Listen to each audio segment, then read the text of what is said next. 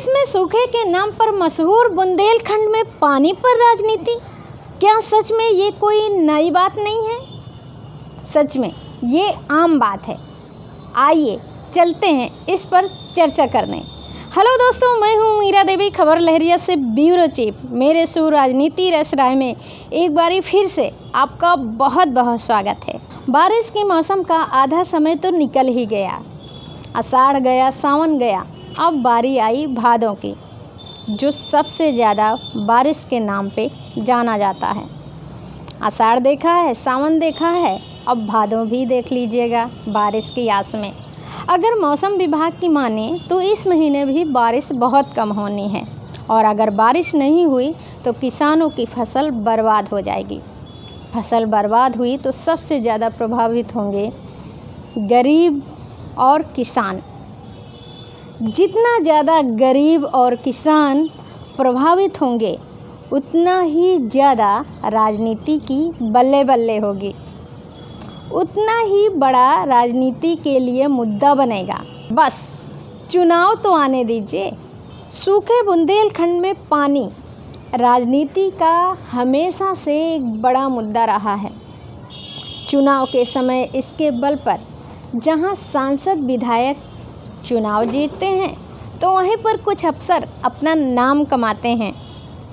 आइए इस पर बात करते हैं कि किस तरह की राजनीति पानी के लिए, वो भी सूखे के नाम पर होती है। बुंदेलखंड के लिए पानी की ट्रेन भेजी गई थी, ये तो आपको याद ही होगा। बात मई 2016 की है, जब केंद्र में बीजेपी की सरकार थी और यूपी में यानी राज्य में सपा की सरकार थी। उस समय सूखे बुंदेलखंड के लिए एक ट्रेन पानी रतलाम से भेजा गया था। ट्रेन रतलाम से झांसी तक पहुंची थी। झांसी रेलवे ने महोबा जिला प्रशासन से बात की पानी के लिए, तो जिला प्रशासन ने साफ मना कर दिया कि यहाँ पर पानी की कोई आवश्यकता नहीं है, कोई कमी ही नहीं है यहाँ पर। अब यहीं से शुरू हो जाती है राजनीति। ट्रेन बहुत दिनों तक झांसी में ही खड़ी रही।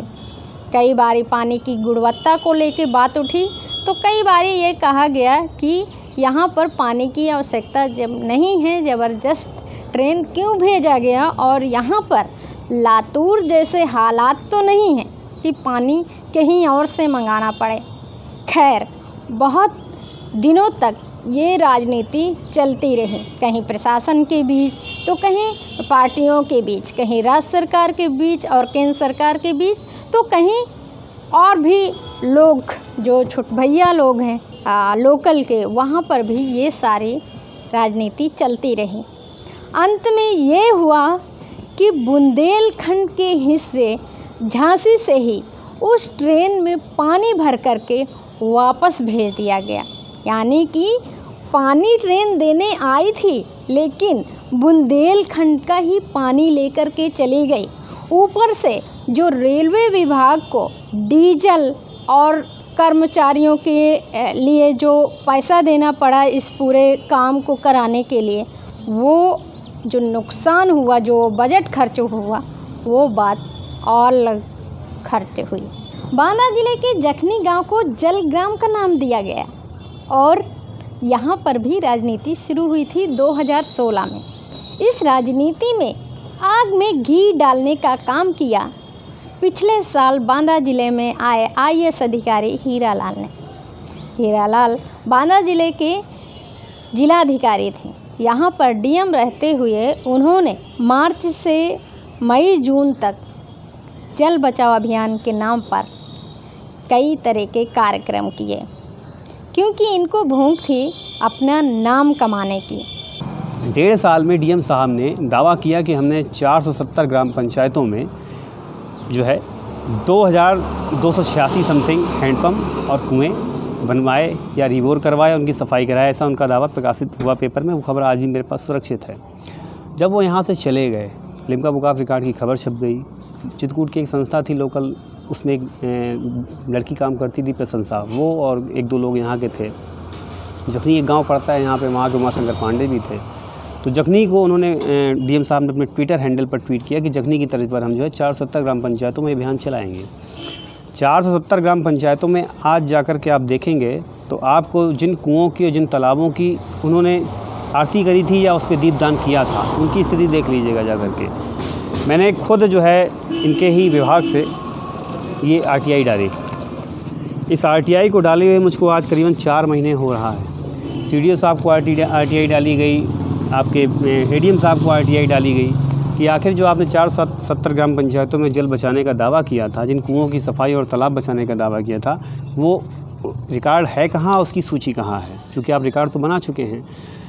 डीएम साहब ने लखनऊ से फ़ोन कर दिया अपने आला अधिकारियों को, जहाँ सीडीओ साहब हैं, डीडीओ मनरेगा हैं पांडे जी, एडीएम साहब हैं, उन्होंने कोई जवाब नहीं दिया।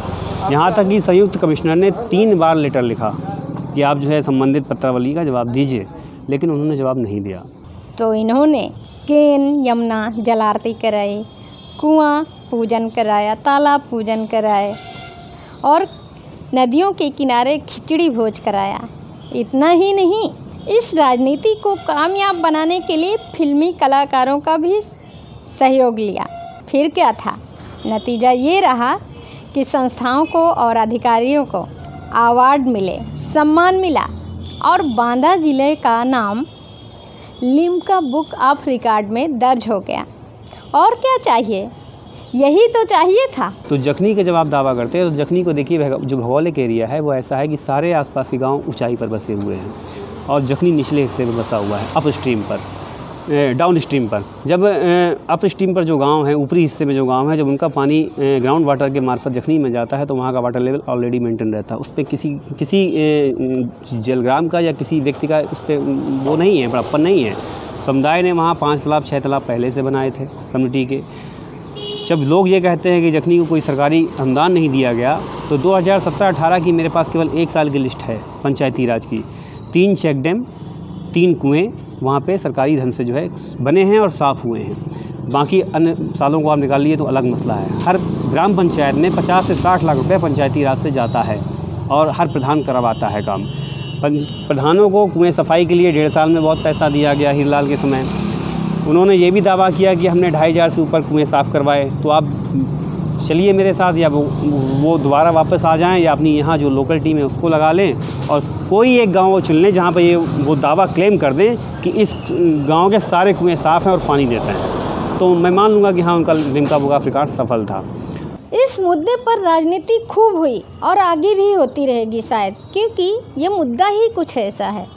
लेकिन सोचने वाली बात ये है कि इसका स्थायी समाधान क्यों नहीं निकाला जा रहा है। शायद जानबूझ करके नहीं निकाला जा रहा है, क्योंकि मुद्दा जो ख़त्म हो जाएगा वो तो ठीक है, पर सोचिए जो लोग इस समस्या से, इस दिक्कत से हर रोज़ गुजरते हैं, पल पल घुटते हैं, बूंद बूंद पानी के लिए तरसते हैं, बारिश का मौसम होने के बावजूद भी खेत के लिए और प्यास के लिए अभी भी लोग तरस रहे हैं। उन लोगों का क्या ऐसे ही वो लोग जिएंगे? उनको कोई हक नहीं है कि उनके लिए भी सरकार कुछ करे। उनके हक और अधिकार के लिए क्या उनको प्यास बुझाने का हक नहीं है?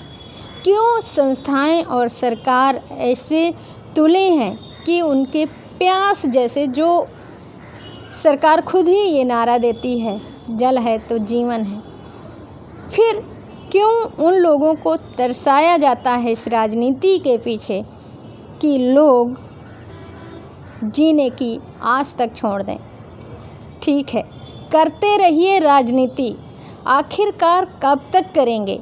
एक दिन तो ऐसा मौका आएगा जब लोग खुद अपना रास्ता निकाल लेंगे, खुद अपना हल ढूंढ लेंगे। इन्हीं सवालों और विचारों के साथ मैं लेती हूँ विदा। अगली बारी में फिर आऊँगी एक नए मुद्दे के साथ। हाँ, और हाँ, कोरोना का ध्यान ज़रूर रखें। घर से बाहर निकलें तो वापस आने में सावधानी ज़रूर बरतें। भीड़ भाड़ से वापस आएं तो हाथों को साफ करें, नहाएं, कपड़ा धोएं, तभी घर के अंदर प्रवेश करें ताकि आप खुद सुरक्षित रहें और अपने परिवार बच्चों को सुरक्षित रखें। तो देखते रहिए खबर लहरिया के यूट्यूब चैनल पर इस शो को और हर बार आने वाले शो को। अगर ये शो आपको पसंद आया हो तो हमारे चैनल को सब्सक्राइब करें, लाइक करें और कमेंट ज़रूर करें, अपने दोस्तों के साथ शेयर करें। तो चलती हूँ दोस्तों, नमस्कार।